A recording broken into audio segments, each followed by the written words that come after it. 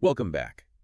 Today we're going to be taking a deep dive Oh, into the life of Tina Turner okay.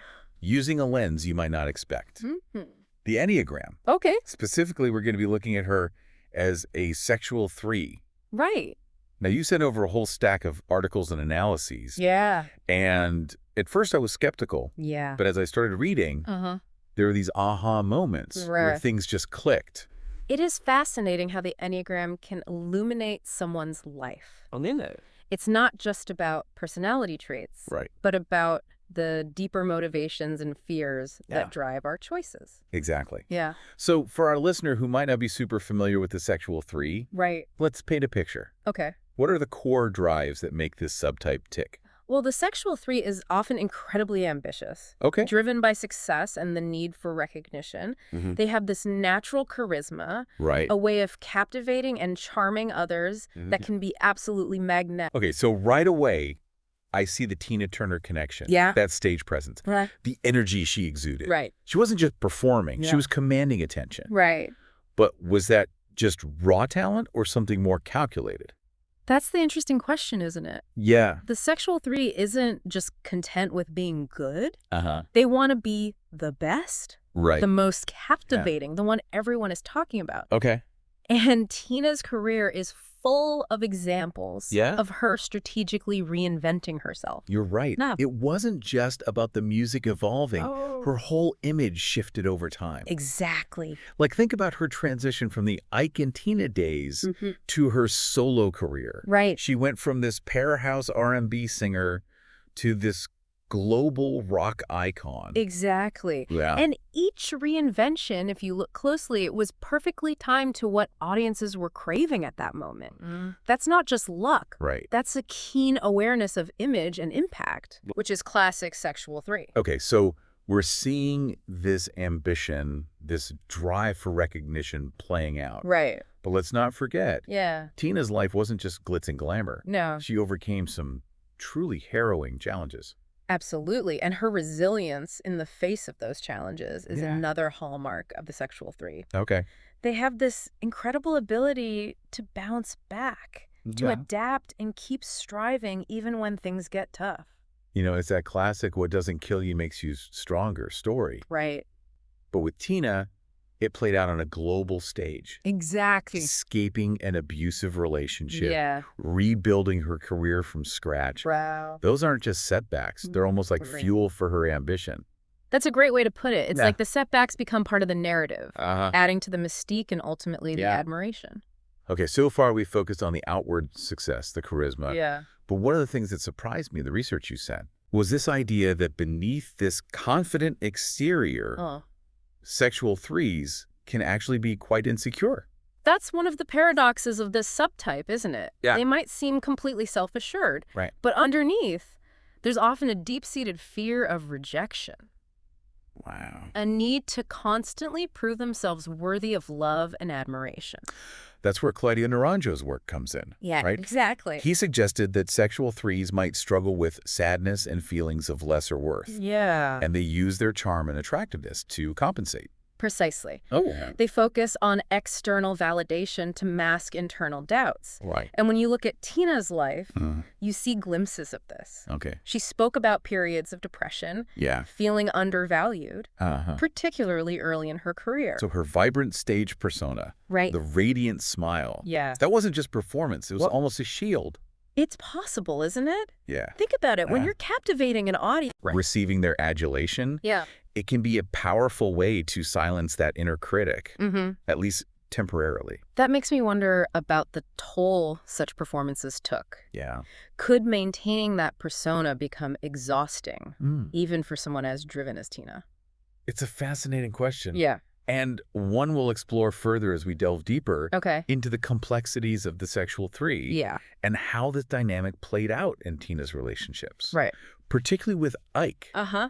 But before we do that, Okay. I think it's important to highlight another aspect of Tina's life Okay. that might surprise you. her humanitarian work. You know, at first I thought that was a separate piece, Yeah. but the more I read, Uh-huh. the more it makes sense in this Enneagram context, right? It does. Yeah. It's not just about fame and fortune for the sexual three. Right. There's often a deep desire to make a positive impact, Uh-huh. to be admired for their character and contributions Yeah. beyond just their achievements. Right. It's like another layer of validation they seek.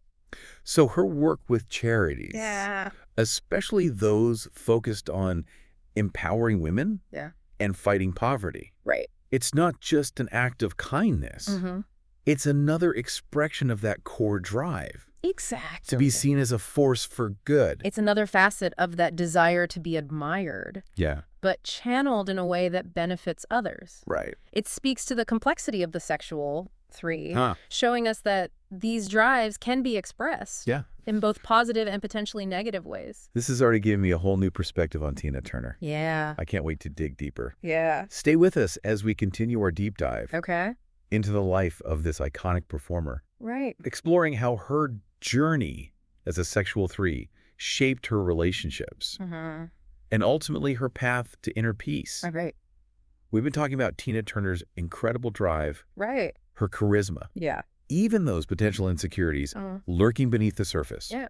And I think to really understand her, Yeah. we need to look at her relationships, Okay. especially her tumultuous time with Ike Turner. That's a crucial piece of the puzzle. Yeah. Especially when we consider this idea Uh-huh. that sexual threes, Yeah. despite their outward confidence, Yeah. can be deeply dependent on external validation. It's a bit of a paradox, right? It is. Someone who seems so self-assured, Uh-huh. yet potentially needing constant approval Yeah. to feel worthy. Right. How did that play out in her marriage? Whoa. Which, as our listener knows, Right. was incredibly difficult. You sent over some really insightful articles Yeah. that analyze this through the Enneagram lens. Right. And one thing that struck me Uh-huh. was the idea that Tina's fear of rejection, Yeah. a common trait of the sexual three, Okay.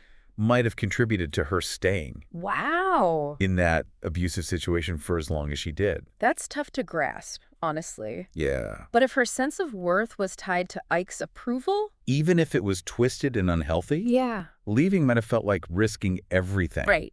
Even her identity. Exactly. Wow. It's not about condoning the situation, Right. but trying to understand the complex psychological dynamics at play.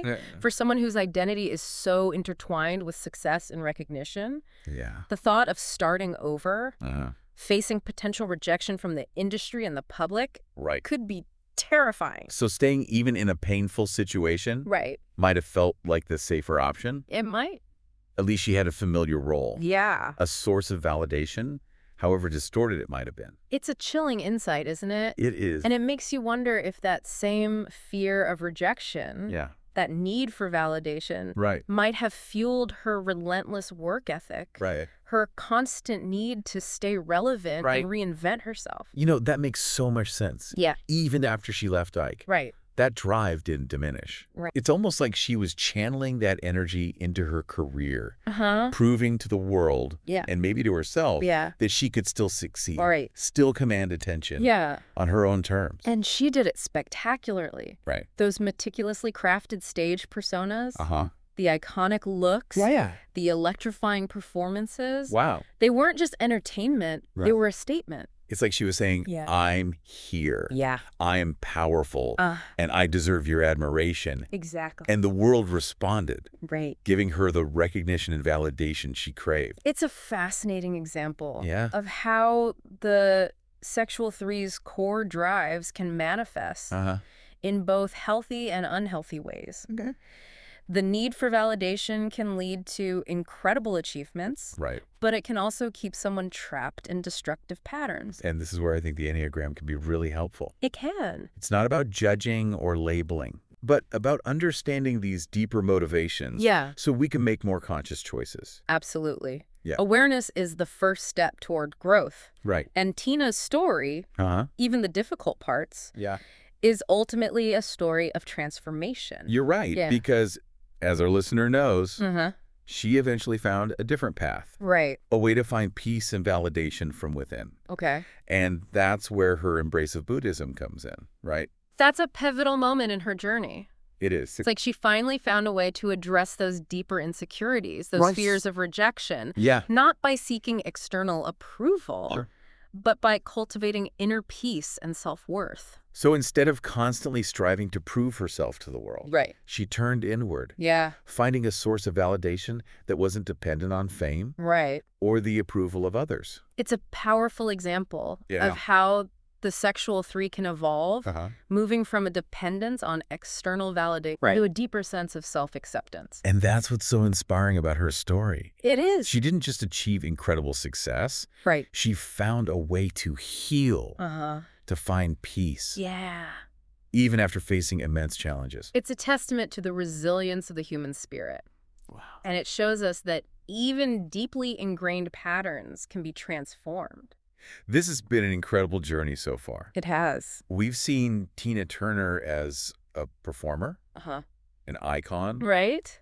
and now through the lens of the Enneagram, Yeah. we're seeing her as a complex individual on a path of self-discovery. And it's not just about her. Right. By understanding these dynamics, we can gain insights into our own lives, our own motivations, and our potential for growth. It's a powerful tool for self-reflection. It is. And as we wrap up this deep dive, Right. I want to leave our listener with a question. Okay. What aspects of Tina Turner's story resonate most with you? Okay. And how can understanding the Enneagram help you on your own journey? We've been exploring the life of Tina Turner through the insightful lens of the Enneagram, specifically as a sexual 3. Right. We've seen her incredible drive for success, Uh-huh. her captivating charm, Yeah.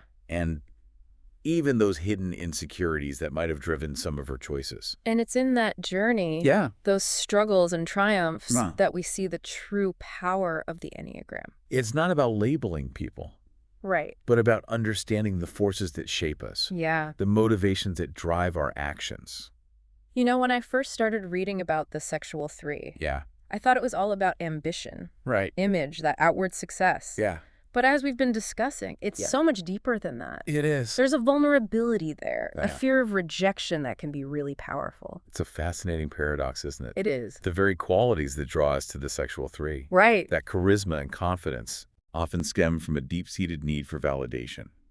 And that's what makes Tina Turner's story so compelling. Yeah. Because she didn't just achieve success. She found a way to navigate those deeper needs, to find a sense of peace and wholeness that wasn't dependent on external approval. Her embrace of Buddhism was a turning point, wouldn't you say? It was. Yeah, it's like she shifted from seeking validation from the outside world to cultivating it from within. Right. And that's where I think we see the real potential for growth. Yeah. Not just for the sexual 3, but for all of us. It's about recognizing those patterns within ourselves, those fears and insecurities that drive our actions.